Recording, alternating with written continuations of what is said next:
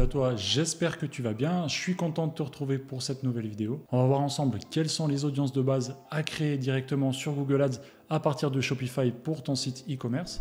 On va pas rentrer trop dans des détails techniques, mais déjà si tu mets en place les audiences que je vais te montrer, tu auras une base hyper solide. Cette vidéo-là, elle va pas durer très longtemps, c'est pas le but, mais en appliquant directement ce que je vais te montrer, tu vas pouvoir faire de belles campagnes personnalisées et améliorer les performances de ton compte Google Ads. On passe directement sur mon ordinateur et je te souhaite un bon visionnage. On se retrouve directement sur mon écran. Je vais passer un peu sur un site Shopify, donc je l'ai pris au hasard et je vais te montrer à peu près ce que ça donne. Donc là, comme tu vois, je suis sur un site Shopify. Lorsque je vais cliquer sur un produit, par exemple si on ajoute au panier, tu vas voir cette URL qui va se générer. C'est commun à tous les sites Shopify, hein. Lorsque tu vas valider ton panier, tu vas directement avoir cette URL. Donc ça, c'est le passage à la caisse. On appelle ça le checkout.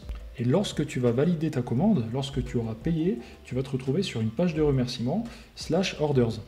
Dans l'exemple, je ne vais pas le faire, mais du coup, on va créer ces audiences en fonction de ces URL-là. Donc là, on est sur Google Ads. Comment on fait? Tu vas te rendre dans Outils, Bibliothèque partagée et Gestion des audiences. Tu vas cliquer ici sur Liste de remarketing, donc le petit plus.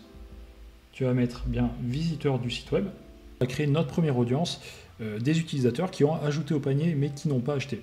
Dans ma nomenclature, je vais mettre les visiteurs qui ont ajouté au panier, donc Add to Cart, ATC, Only, donc seulement les utilisateurs qui ont ajouté au panier et sur une période de 30 jours.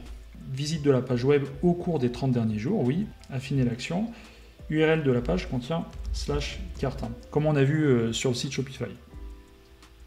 Et on va ajouter une condition, on veut seulement les gens qui ont ajouté au panier mais qui ne sont pas allés au passage à la caisse et qui n'ont pas acheté. Là, on va mettre URL ne contient pas, /checkout, on va cliquer encore sur le plus, et l'URL ne contient pas /orders. Donc là vraiment on va voir que les gens qui ont ajouté au panier. Tu vas descendre directement, tu vas mettre créer un segment. Donc on a notre première liste, on va faire directement la deuxième, tu vas aller dans, toujours pareil, visiteurs du site web. Donc là on va voir nos visiteurs qui sont allés sur la page de passage à la caisse, donc checkout, voilà, mais qui n'ont pas acheté. Donc là pareil, on va mettre affiner l'action.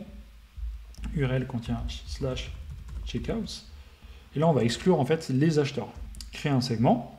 Donc là, on a nos visiteurs qui ont ajouté au panier, nos visiteurs qui sont directement arrivés au passage à la caisse. Donc là, on va créer une troisième audience qui va être les acheteurs. Par exemple, si tu veux leur proposer d'autres produits aux gens qui ont déjà acheté sur ton site web, tu vas faire comme ça. Donc, visiteurs du site web.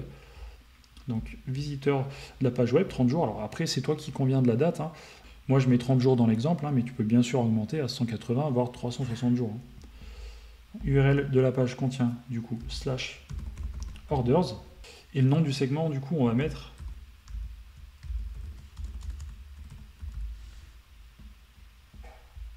là, on a nos trois audiences. Donc, dans ces trois audiences, tu vas pouvoir faire du retargeting, par exemple, sur des visiteurs qui ont seulement ajouté au panier, sur des visiteurs qui sont allés au passage à la caisse. Donc là, en fait, c'est bien d'avoir plusieurs listes parce que tu vas pouvoir segmenter et adapter tes messages en fonction. Tu vas également pouvoir faire des campagnes sur le réseau display, sur le réseau YouTube. Enfin, tu vas pouvoir utiliser plusieurs réseaux publicitaires, ça va être intéressant.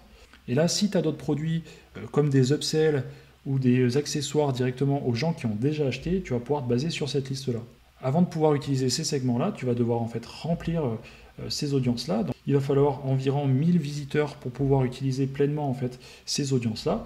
Et je vais te montrer là comment on va les affecter aux campagnes. Donc là, tu vas directement retourner sur campagne. Dans l'exemple, je vais prendre cette campagne-là. On se retrouve là. Tu vas aller dans audience. Donc audience qui se trouve ici. Ici, tu vas mettre ajouter des segments d'audience, donc sur ta campagne.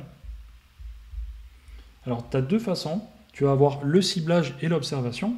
Sur l'observation, en fait, tu ne vas pas limiter la couverture de ta campagne aux audiences que tu lui donnes, hein, mais ça va les prendre en compte. Alors qu'en ciblage, vraiment, tu vas limiter ta couverture seulement aux audiences que tu vas lui affecter. Donc là, par exemple, si je lui affecte l'audience des utilisateurs qui ont ajouté au panier ou qui sont arrivés au passage à la caisse, ça n'ira pas chercher plus loin. Ici, ça serait vraiment pour du retargeting, en fait, hein.